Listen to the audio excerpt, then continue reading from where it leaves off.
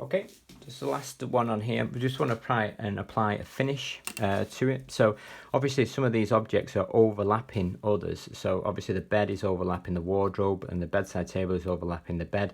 So you've got to think carefully about when you're going to put the finishing lines on. So if I take a fine liner, so I'm going to focus just on the bed first of all. So I'm trying to stay on the lines that I've drawn. I'm taking so much care to try and draw.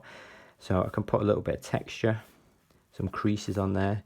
So if I go over these, so don't forget that the idea is to stay on the lines that you've drawn. So if you feel that you're going to wander off, just take your pen off and then reposition your wrist and your hand and then apply the line again.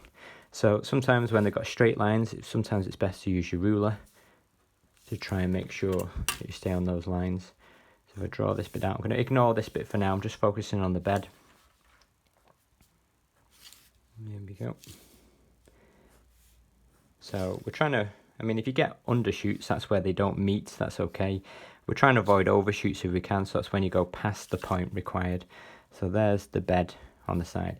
So once that dries, if I then put it in tension, if I just rub out all the construction lines that I used to produce the object, there we go. And then we're just going to apply a bit of tone. So if I light it, let's say there's light coming from the window on this bit. So that means everything on the top is going to be light. Everything coming from this direction is going to be dark. And everything coming from this way is going to be somewhere in the middle. So let's say it's a wooden bed. That means that this surface here is going to be my dark tones. So if you know that you struggle to kind of stay inside the lines, you can always offer your ruler to protect those edges. So you can make sure that the pencil strokes don't go outside of the lines. So as I shade that bit, I'm trying to protect that edge. So this is my dark tone. You can colour blend as well, so if you want to mix the colours, so I could pick another tone in there. I could put a black pencil crayon in there. So again, this is going to be made of wood. So I can't use my ruler to protect the edge of the pillows because they're more of a curved shape. So I'm going back over the edge of them to try and make sure any white gaps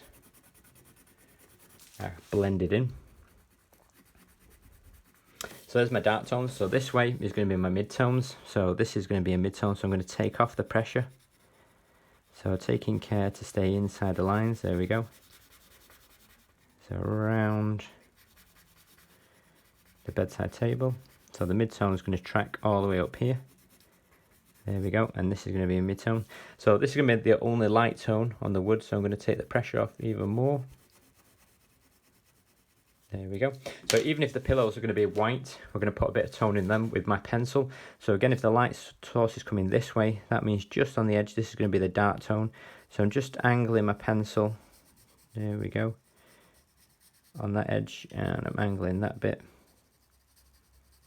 There we go. And then to try and fade it in with the pencil, if it's a HB pencil, you should be able to rub it with your finger to blend those colours on the side. If this is going to be, let's say, a different colour, so again, just as it folds over the edge, that will be my dark tone here.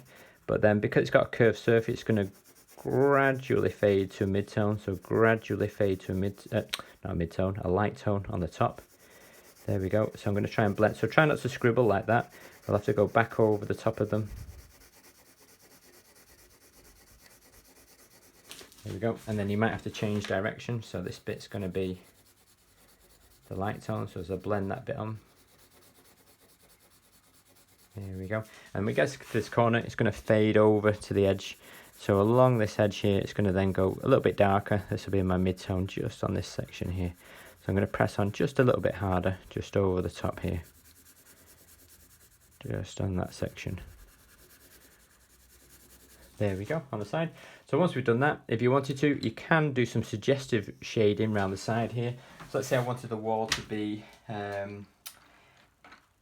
let's say a pale blue, we've got pale blue, here we go, pale blue. So rather than colouring the whole wall in, just around the edge of it, we can just, not press on hard, but press on moderately and then fade that colour away. So I'm pressing on a little bit there and then just fade that colour. So that just means that I don't have to shade the whole of it in. I'm just shading around the outside. I'm suggesting that the whole wall is blue. So I don't have to colour it and spend the next 10 minutes trying to shade that all in. Okay, so you could do some suggestive colouring around the outside. Okay, there we go.